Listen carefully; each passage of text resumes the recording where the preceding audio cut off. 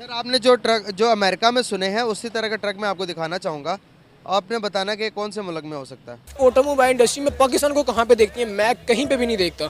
क्यों पाकिस्तान की port export बंद है? हमारे यहाँ की लोकल मैन्युफैक्चरिंग नहीं है। इंडिया का आप देख लें, महिंद्रा उन लोगों ने बना दिया, स्कॉर्पियो उन लोगों ने बना कि हमारे जो ट्रक हैं, आपने कभी सोचा होगा कि ट्रक इलेक्ट्रिक हो सकते हैं जो कि करंट पर टोटली बिजली पर चले? इस तरह के ट्रक के बारे में आपने कभी सोचा कि ट्रक पर चलेंगी बिजली? कोई भी बड़ी कंपनी पाकिस्तान के अंदर इन्वेस्ट क्यों करेगी, क्यों जबकि उनको अपनी इन्वेस्टमेंट के नुकसान ही नज़र आएगा, कभी किसी चीज़ का फ़ायदा नज़र नहीं आएगा। कोई भी हम देखते हैं, कोई भी ब्रांड है, सैमसंग, आईफोन, कोई भी ब्रांड है, वो पाकिस्तान के अंदर आने के बजाय वो इंडिया के अंदर अपनी मैन्युफैक्चरिंग स्टार्ट कर रहा है। कैसे देखते हैं अब वो टोटली इलेक्ट्रिक हो गए? आज भी हम वही ट्रक हैं हमारे जो जो 1970 में यहाँ पर साइकिल नहीं इलेक्ट्रिक है। ये हम देख, मैं अपने बच्चे के लिए साइकिल ठीक करवा रहा हूँ, यहाँ पर तो साइकिल का नहीं ये हाल। तो आप सोच सकती हैं कि मतलब कि इस हालात के अंदर हम इस काबिल हैं कि हम एक ट्रक बना लें, वो भी इलेक्ट्रिकल। आप इतने बड़े मुल्क को चला रहे हैं पाकिस्तान को, और प्रेशर है आपको इतने ममालिक का, और फिर आप देख रहे हैं कि जंग हो रही है डिफरेंट ममालिक में, और पाकिस्तान पे ही उम्मीदें लगाई हुई उन लोगों ने। आप ये भी तो देखें कि पाकिस्तान किसने उम्मीद लगाई है? पता नहीं जी, भाई को पता होगा। तो बात हमें माननी पड़ेगी कि इंडिया चांद पे गया है, इसको तो हमें मानना पड़ेगा ना कि वो चांद पे गया है, तो जंग हम नहीं कर सकते। जितने ममालिक पे इस टाइम क्राइसिस आते हैं तो पाकिस्तान के ही आर्मी से आपकी जो है वो उम्मीद लगाई जाती है। पाकिस्तान के किसी के साथ कंपेयर ना करें, क्योंकि पाकिस्तान का कंपटीशन उसके साथ हो सकता है जो मुकाबले में खड़ा हो। इंडिया मुकाबले में कहाँ खड़ा होता? मैं ये कहता हूँ कि एक वक्त आएगा कि लोग कायदे आज़म से ये सवाल करेंगे कि आपने अलहदा मुल्क किस लिए बनाया था। वो इतना तरक्की कर गया, अभी देखे ना, वो टोटली ये जो सा मैंने आपको ट्रक दिखाया ये मेड इन इंडिया था। इंडिया ने खुद अपने घर में बनाया, एक एक चीज़ सुई से लेके जहाज तक खुद बना रहे हैं। तो कैसे देखते हैं? वो सुपर पावर तो अपने आप में खुद कफील हो गए। लेकिन वो टैलेंट की कमी तो पाकिस्तान में भी नहीं है, उस टैलेंट को यूज करने वाले जो बेईमान है ना, वो नहीं होने देते। वो हमारे दीन को फॉलो कर रहे हैं, वो हमारे दीन के ऊपर चल रहे हैं, इस वजह से वो आज कामयाब है। उनका सिस्टम आप टोटली देख लें कि वो हमारे ही दीन के मुताबिक चल रहे हैं।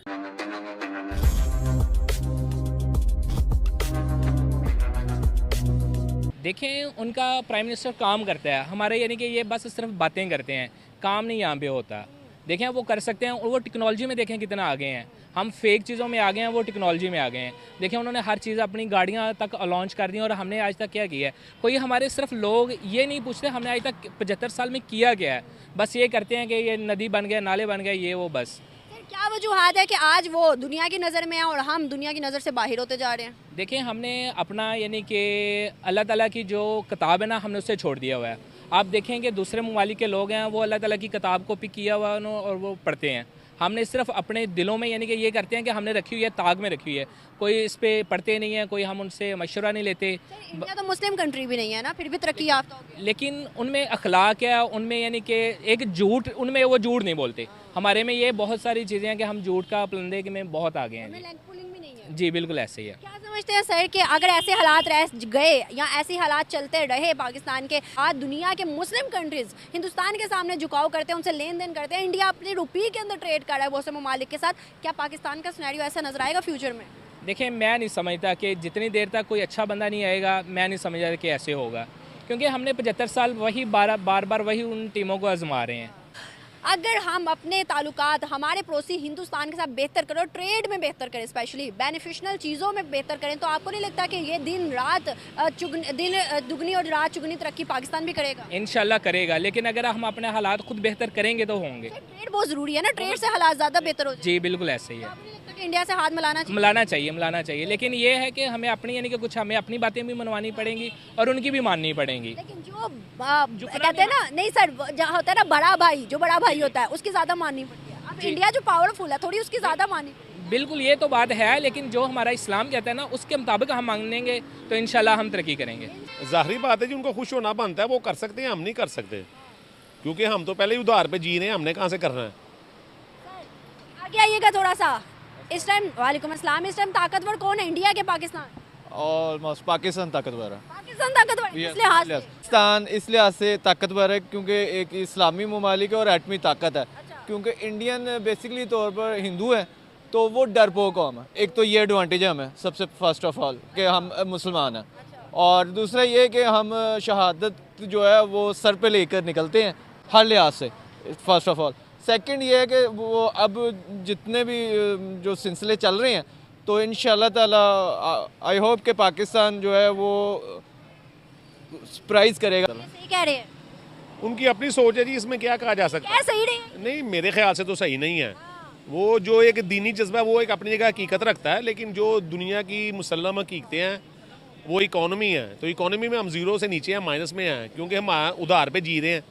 तो कब हम उधार उतारेंगे, ज़ीरो पे आएंगे, फिर उसके बाद प्लस में जाएंगे, वो देखें इंडिया ने कब IMF की जान छोड़ी? हम तो अभी है ना। थिंकिंग रखनी चाहिए। अगर हम पॉजिटिव थिंकिंग रखेंगे तो आगे बढ़ सकते हैं। पॉजिटिव थिंकिंग कब तक रखेंगे? कुछ करके भी तो दिखाएं ना। अब बात यह है कि तमाम जितनी भी पब्लिक है वो पहले तो अपने आप में पॉजिटिव थिंकिंग रखे कि हो सकता है। देखें, शेर है वो आगे जब खड़ा होता है एलिफेंट के आगे, तो एलिफेंट इज़ द बिगेस्ट, तो मगर इनको ये मालूम है कि मैं इसे हरा सकता हूँ। तो Pakistan is a lion, yes, not elephant. तो नहीं, मैं तो पहले ही आपसे कहा, ये उनका अपना ख्याल है, ठीक हो। ऐसी मेंटालिटी क्यों आती है हमारे लोगों में? फैक्चुअल बातें ही नहीं है। एक बात अपनी अपनी एक थिंकिंग होती है। हम बस ये ना वो असल में एक वो जैसे भाई ने कहा ना मुसलमान, हम अब मुसलमान को लेके घूम रहे हैं। हम ये नहीं समझ रहे कि मुसलमान के ऊपर फ़र्ज़ क्या क्या चीज़ें हैं, हमें क्या बताया कि आप सल्लल्लाहु अलैहि वसल्लम की सीरत मुबारक क्या है, हमें क्या करना चाहिए।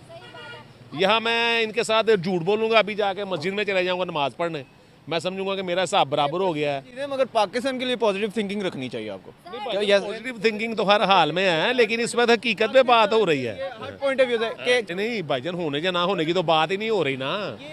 बात हो रही कि इस वक्त क्या है, हालात क्या हैं। मुझे बताएं, इंडिया 600 बिलियन डॉलर के उनके रिजर्व्स है, आपके पास क्या है? इंडिया इज द बिगेस्ट 28 रियासतें हैं, हमारी 4 हैं, आप वो भी तो देखें। 4 को संभाला, उन्होंने 28 को संभाला। इंशाल्लाह ताला आप देखें, क्राइसिस बहुत ज़्यादा थे हमारे पास। अब ये भी नोट करें, कोरोना के अंदर सबसे बेस्ट पाकिस्तान की कंट्री रही है, जिसमें वो हर चीज़ को लेके चला। हर चीज़ बंद थी, उसके बावजूद लेके चला। अब इस चीज़ को वो डिसएग्री नहीं करें कि पाकिस्तान के जो सियासतदान थे उन्हें क्रेडिट मिलना चाहिए। कोरोना में हमने बड़े अच्छे हालात रखे। मुझे बताएं, कोरोना के बाद क्या हुआ?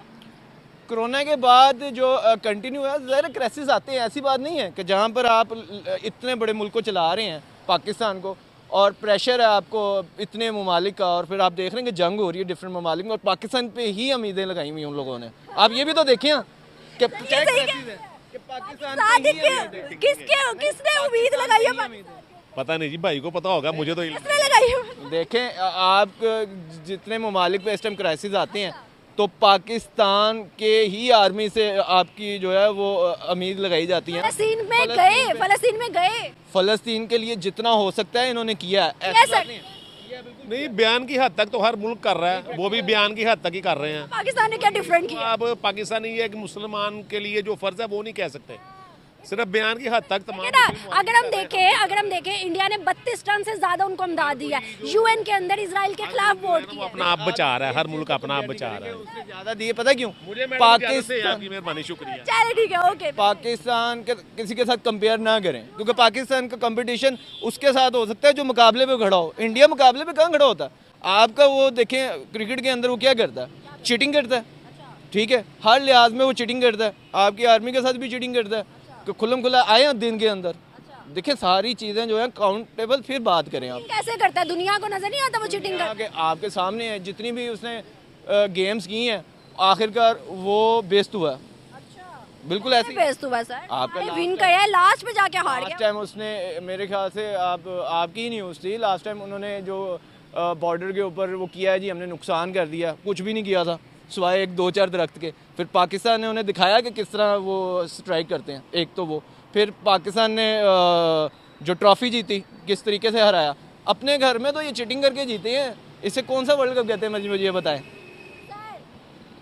कब हम मानेंगे कि इस टाइम दुनिया हमसे आगे निकल गई? हमें उनसे सीखना चाहिए। भाई पॉजिटिव थिंकिंग रखें, आगे निकलना या ना निकलना, आप हार भी रहे हैं तो तब भी आप में ये थिंकिंग होनी चाहिए कि हमने आगे बढ़ना है, बस बात खत्म हो जाती है। दोस्तों, पाकिस्तान में जहां महंगाई की वजह से पाकिस्तानी ट्रांसपोर्ट बिजनेस पूरी तरह से बंद होने की कगार पर है, वहीं भारत अपने लॉजिस्टिक को इम्प्रूव करने के लिए भारत में जर्मनी जैसे एडवांस टेक्नोलॉजी वाले ट्रक चलाने जा रहा है।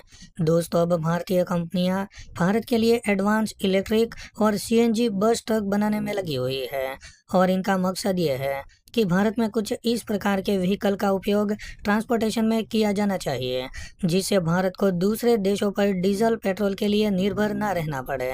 दोस्तों, आज से कुछ समय पहले ऑटो एक्सपो में अशोक लेलैंड ने अपने एडवांस सीएनजी बस, ट्रक और पिकअप का शोकेस किया था और इस ऑटो एक्सपो में अशोक लेलैंड के साथ ही Tata motors, Mahindra, L and T, Eicher motors ने अपने बस, ट्रक के साथ साथ अन्य व्हीकल को शोकेस किया था। वहीं दोस्तों, इसमें खास बात अशोक लेलैंड की तरफ से देखी गई कि उसने एक खास प्रकार का सीएनजी और एलएनजी ट्रक बनाया है जिसे वो बहुत ही जल्द मार्केट में उपलब्ध करवाने जा रही है।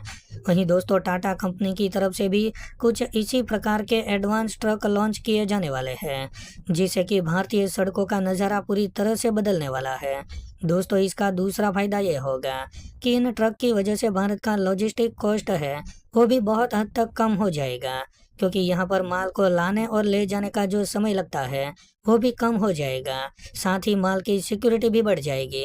दोस्तों, इसका सीधा मतलब ये होगा कि अगर भारत में माल पर लगने वाले लॉजिस्टिक का खर्चा कम हो जाएगा तो भारत में इन्वेस्टमेंट भी बहुत ही तेज़ी से आएगी और इसकी वजह से ज़्यादा जॉब बढ़ेगी और इकोनॉमी को फायदा होगा। तो दोस्तों, आज के लिए बस इतना ही।